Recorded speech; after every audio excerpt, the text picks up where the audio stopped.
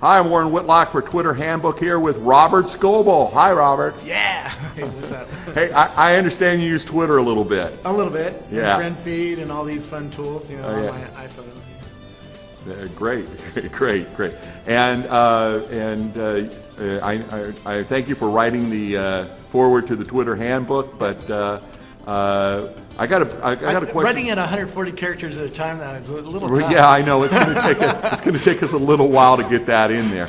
So great. If there was justice in the world, the whole book would have to be 140 characters. Right. What I want to know, we keep hearing a bunch of things like, Twitter's going away or isn't working, there's a fail well, and should we all switch over to friend feed or something else, identity.ca. What do you have to say about that? Is Twitter here to stay? Absolutely. Switch away. The more I try to get people to switch, the less they do. So. Twitter, it's interesting. Twitter, you're locked in place because your friends are there. So unless you get all your friends to move somewhere else, you're never going to get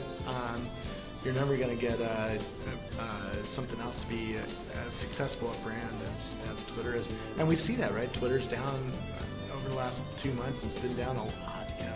Almost every day for the last 2 months. It's getting a little bit better lately, but still features don't work on there. I go to the direct reply page and it crashes on me, and the IM doesn't work that used to work before, and all sorts of stuff like that. But we still are there. Don't you think it's something that the Twitter phenomena, the revolution, is something bigger than? I don't know. I'd call it a revolution, but the social marketing revolution. Yeah, really. When Twitter joined IM and blogging and forums into one place, right? And give every message URL so I could link to any specific message. It's pretty unique from that. I don't know that that's a revolution. It's an evolution, I think, of where a lot of communication is going to go.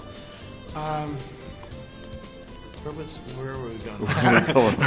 Well, so I mean, regardless of what happens with Twitter, the company, are we going to be tweeting in the future? Yeah, I think so. I think that form of a short message that you send around the world to either your friends or an audience or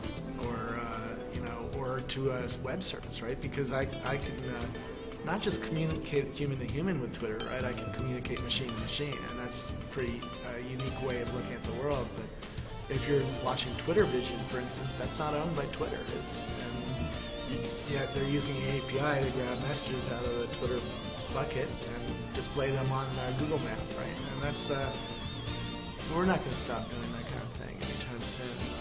Video's not going to replace sending a short text message. It's just not as efficient. And is there going to be another service that comes along that does tweeting better than Twitter? Maybe more reliably, but not better. And that's the hard marketing challenge. Is that, can you add a little photo in there? Yeah, okay, but is that really better? Does that add a lot to the communication? I don't think so. So I don't see a big revolution that's going to put tweeting out of business. Maybe a better service will come along that's better integrated into the tools we use.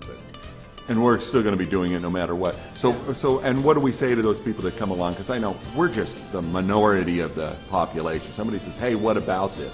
Is it unstable? Is it working? Is there something else? Should I start doing it?" Life is unstable. Great.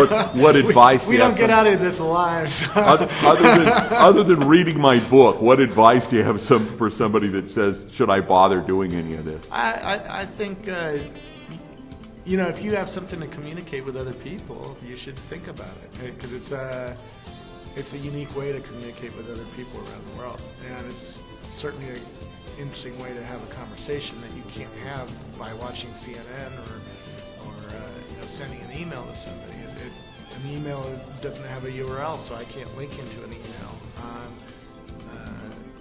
An email doesn't have an RSS feed, so I can't get it mixed into friend feed and into my Google Reader, right? The way I can with Twitter.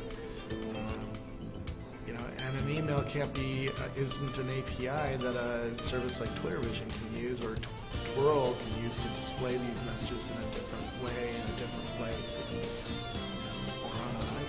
Right.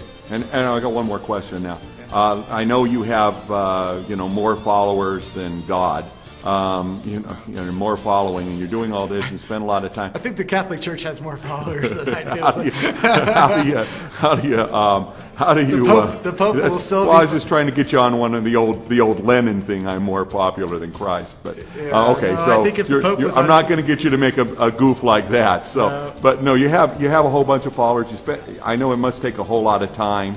And we've been telling people, you got to be reading these things, you got to be paying attention, you got to get in the conversation. Yeah. How do you keep the balance? I'm using it for a very specific purpose. Everybody I follow is a de facto early adopter. So, and I say you define yourself by who you follow, not who follows you, right? So, because that's the inputs in your life are what are going to make you smarter or stupider or funnier or not as funny or more informed or not as informed. So if you choose your inputs wisely, that's going to define you. Whether you're following all sports people, you're going to probably be more up to date on sports, right? If you follow all like if you follow people like New Media Jim, who's a cameraman in the White House for NBC, you're probably going to be more up to date on what the president's going to do, right? So if you choose the people you're following carefully, you're going to change yourself, I guess. So I'm trying to follow early adopters because I'm studying how early adopters think and what they talk about, what they like, what iPhone apps they like, stuff like that. And that's how I find a lot of stuff for the latest technology in my life. It's how I know about what's cool on PlayStation 3 or on the iPhone or on my laptop. People tell me, oh, you should go watch Wine Library TV. And you go over there and watch it, and you go, oh, that's really cool. And it's because the early adopters are looking for cool stuff to talk about. Yeah, so like you and I both follow thousands of people, but it's not some kind of a contest. It's a matter of we follow what's going to work for us, and it's okay if somebody follows 10 people. Yeah, absolutely. Yeah, if your only goal is to follow your family, then that defines you too. You're a family person, right? And you're trying to see what your daughter's doing at school, or something like that. That's fine too. It's just I'm using it to study a sizable group of early adopters, and most of them are handpicked, and that's what happens. If you turn out to be an idiot, I unfollow you. If you really are an idiot, if you go racist on me or something, you get blocked, right? So I completely, over time, I continue to weed out, to add new people to who I'm following so that I get smarter, and see more cool stuff. Okay, great. Okay, so let me see, in case somebody hasn't ever heard of you, you're Robert Scoble. Your blog is Scobleizer, and from there we can find out whatever else you're up to? Yeah, you can search for Robert on Google. I'm the number 2 or 3 Robert right now. Okay. Well, that's easier to spell than Scoble. Yeah. Okay, great. And you're Scobleizer on Twitter? Yeah. Okay. Yeah. And follow this guy. He's the smartest guy, one of the smartest guys I know. FastCompany.tv. So if you go over to Fast Company Magazine or FastCompany.com. Great. That's where my day job is. So. Okay, wonderful. Thanks so much. I'm Warren Whitlock for Twitter Handbook. Talk to you again soon.